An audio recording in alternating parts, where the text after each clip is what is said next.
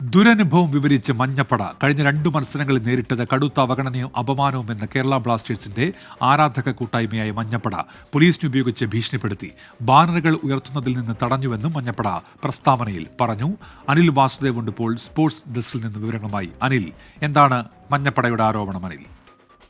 ഉന്മേഷ, Kerala Blasters മാനേജ്മെന്റും ആരാധക കൂട്ടായ്മയായ മഞ്ഞപ്പടയും തമ്മിലുള്ള ബന്ധം കൂടുതൽ വഷളാവുന്ന കാഴ്ചയാണ് കണ്ടത്. ഈ സീസണിന്റെ തുടക്കം മുതലാണ് ഈ പുതിയ സൈനിങ്ങുകളോ ഇല്ലെങ്കിൽ നിലവിലുള്ള താരങ്ങളെ വിറ്റതുമായി ബന്ധപ്പെട്ട് വലിയ ആശങ്കകൾ ആരാധക കൂട്ടായ്മയായ മഞ്ഞപ്പട രേഖപ്പെടുത്തിയിരുന്നു.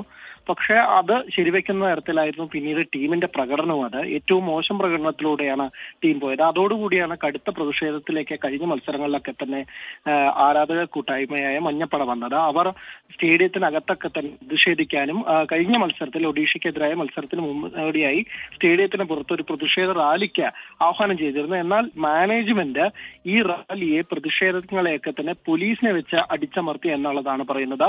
പോലീസ് ഭീഷണിപ്പെടുത്തുന്ന കാഴ്ച നമ്മളും കണ്ടതാണ്. ഏതെങ്കിലും തരത്തിൽ പ്രതിഷേധമുണ്ടായാൽ ഈ ഭാരവാഹികളെയൊക്കെ തന്നെ പിടിച്ചകത്തിടും, റിമാൻഡ് ചെയ്യും എന്ന തരത്തിലൊക്കെ തന്നെയാണ് അന്ന് പറഞ്ഞത്. അപ്പോൾ ആ ഒരു കാര്യത്തിൽ ഇന്ന് രാവിലെ മാനേജ്മെന്റിന്റെ ഭാഗത്തുനിന്ന് ഒരു വിശദീകരണം ഉണ്ടായി. തങ്ങൾ അങ്ങനെ പറഞ്ഞിട്ടില്ല, പോലീസിന്റെ കാര്യത്തിൽ ഇടപെട്ടില്ല എന്നുള്ളത്. പക്ഷെ അതിനേക്കാൾ കൂടുതൽ കടുപ്പിച്ചുകൊണ്ടാണ് ഇപ്പോൾ ആരാധക കൂട്ടായ്മ ഒരു സ്റ്റേറ്റ്മെന്റ് പുറത്തുവിട്ടിരിക്കുന്നത്. അവർ പറയുന്നത് തങ്ങളുടെ ഡിഗ്നിറ്റിക്ക്, ഈ ക്ലബിന് നൽകുന്ന ലോയൽറ്റിക്കും ഡിഗ്നിറ്റിക്കും അർഹമായ പ്രാധാന്യം വേണം, അല്ലെങ്കിൽ അതിനോട് റെസ്പെക്ട് കാണിക്കണം.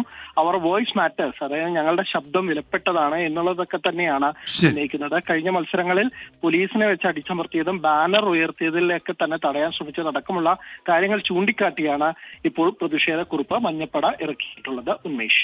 അനിൽ വാസുദേവാണ് വിവരങ്ങൾ നൽകിയത്.